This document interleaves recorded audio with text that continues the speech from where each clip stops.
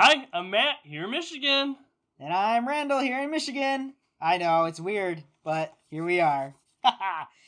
Now, for the month of April, on our Thursday releases, we're going to be bringing you guys what we call a Guilty Pleasure film series. Well, of course you haven't had the pleasure. First up on the Guilty Pleasure film series is Tremors 2 Aftershocks. Came out in 1996. Stars Fred Ward, Chris Gareth, Helen Shaver, Michael Gross.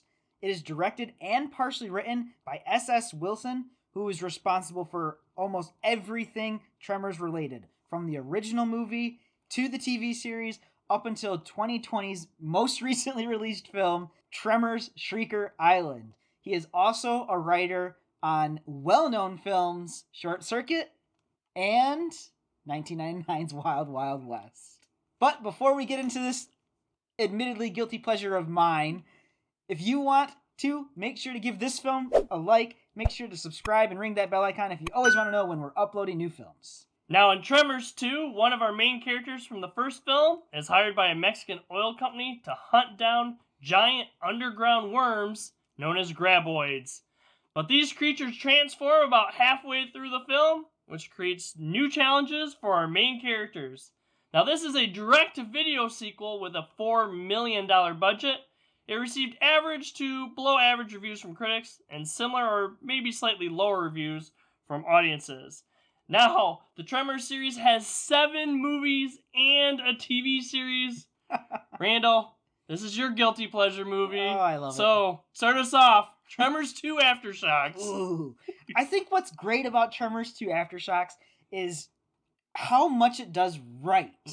For a direct-to-video movie, never saw, any release in theaters, it pays homage to the original while not trying to retread specifically on the original, while expanding on the mythos and expanding on the characters. Mm-hmm. I think that most of these films that, you see direct-to-video, even big-budget Disney direct-to-video stuff, is just junk.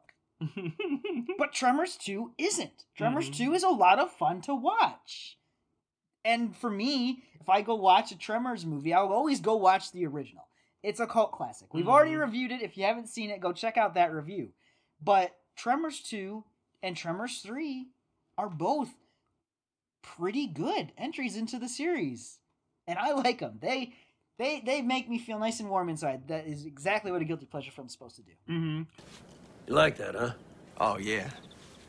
Yeah, Tremors 2, I really did enjoy this film. Though maybe not as much as the first one, but like you said, the first one's a classic. I'll always watch it. Great. I was actually surprised watching this, that this was a direct-to-movie sequel, because I think, granted some minor, I don't know what you would say, special effects, a little bit less slight things or whatever, kind of shows a little bit direct-to-view. But other than that, I think I would have watched this one probably in theater, especially with how, how much I enjoyed the first one of it.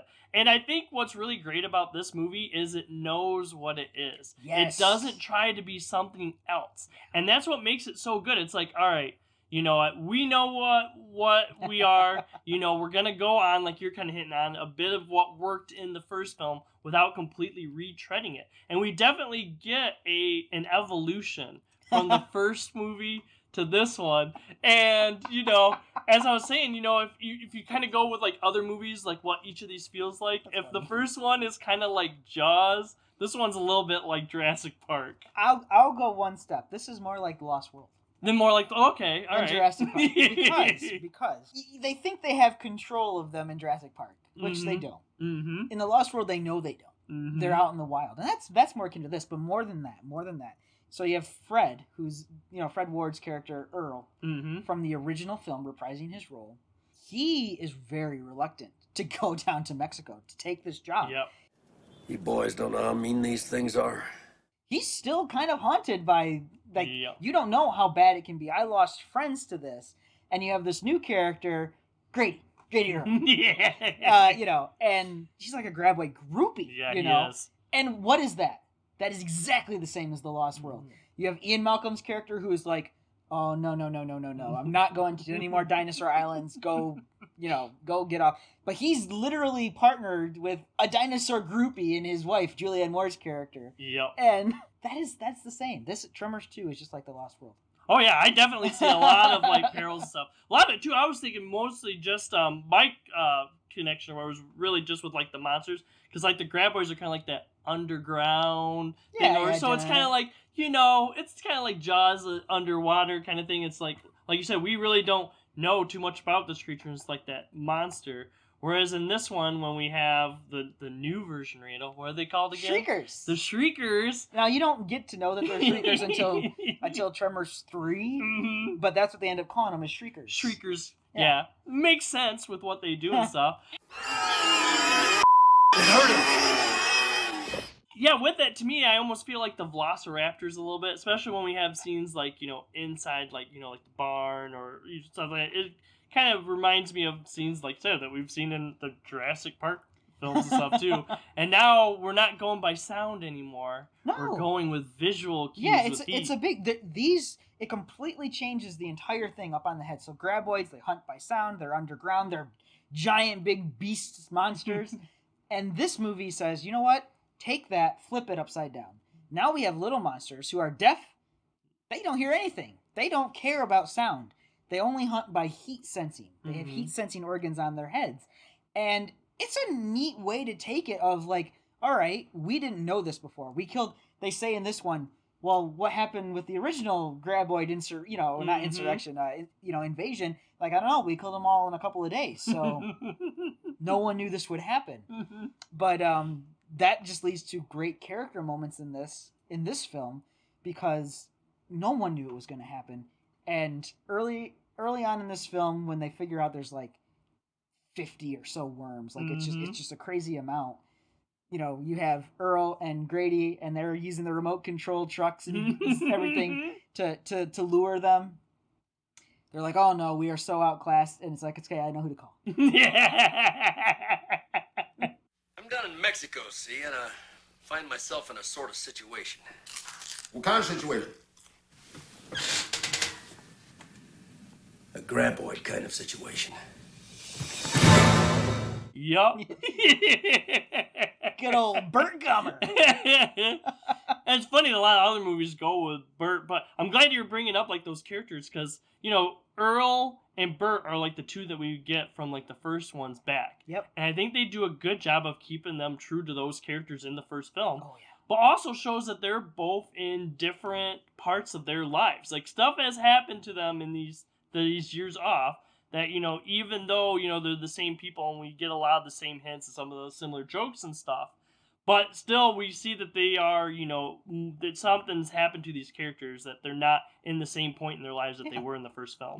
These are not static characters. They change, they move on. Now in some of the later films, I will completely grant you that things get ridiculous, and Bert's character ceases to be anything more than like meme status, But in this movie, in Tremors 2, Bert is not in a good spot. His wife, who's Reba McEntire in the original film, she's gone off, and she requests one of her favorite guns, which is how he knows she's not coming back. Called me and told me to send her the HK-91.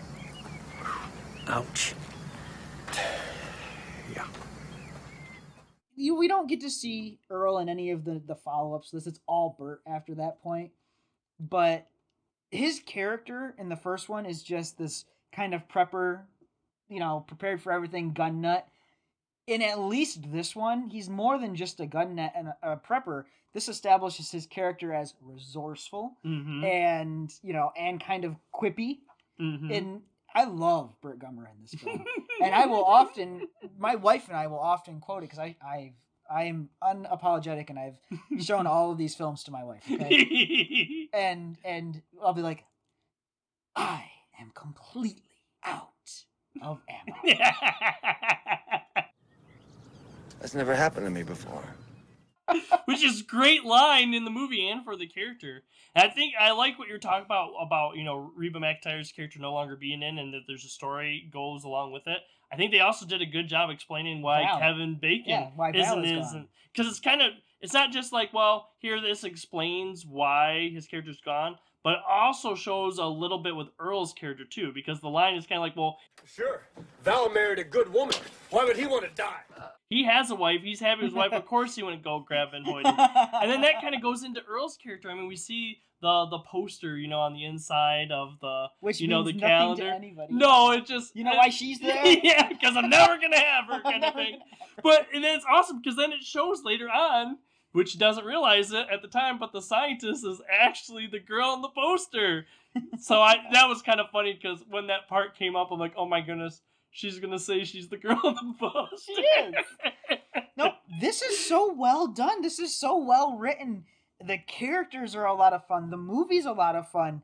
Aside from a couple of weird, off-putting stop-motion kind of special effects with the Shriekers, Yep. the effects are still well done. You have, the practical effects of the graboids, and when you do see, up-close Shriekers, you have the practical effect of the Shriekers and the, the whatever stuff, the heat sensing organ. Someone put a lot of thought into this, and you have to remember this film cost $4 million. Mm-hmm. Pennies in Hollywood. Yep. And went direct to video. I mean, there are Hollywood studios out there who wish they could make a movie this good. Mm-hmm. And instead we get Batman vs. Superman. Spend $250 million on a movie. Spend $4 million on a movie. See, this is the thing, too, because we have quite a few, direct-to-movie, kind of like in the sci-fi. But a lot of them don't really work as much. I know there's a niche, there's some people that absolutely love all those movies and stuff. But for me, this works a lot better. And I think it's movies like this, it's because movies like this work so well that we have so many of these other, direct movie or right to sci-fi, movies, is because they're trying to capture what this has. And yes, I think this movie works. It knows what it is, and for me, it all works. 100% agree. This is one of my guilty pleasures. Like I said at the beginning, we're going to be doing a Thursdays in April guilty pleasures phenomenon. So you're going to have some excellent guilty pleasure films coming up from both of us. I like this film a lot. If you haven't seen it, if you're a big fan of maybe the original and you haven't watched this one, go watch it. You'll enjoy it. You'll get total vibes of the original film. Now, Randall, I want to know what you guys think about Tremors 2 and some other movies like it. What are some of your guilty pleasures as well? Let us know in the comments down below. And also be sure to go to our YouTube page to check out all of our latest videos. We have flashback reviews. We have new movie reviews. We also look at TV shows. Randall and I also have deeper dives where we pick a topic and have bigger discussions about that single topic. Don't forget to check out our Facebook page. We always post the day before what we're going to be posting on YouTube the next day. We post new videos every Monday and Thursday. But for now, I'm Randall here in Michigan. And I'm Matt here in I'm in Michigan. Have a good day, everyone. Come down to Texas one of these days, right? One of these days. In the after times. See you guys. See you next time. Next time on No Market Media. Please consider checking out some of our other videos.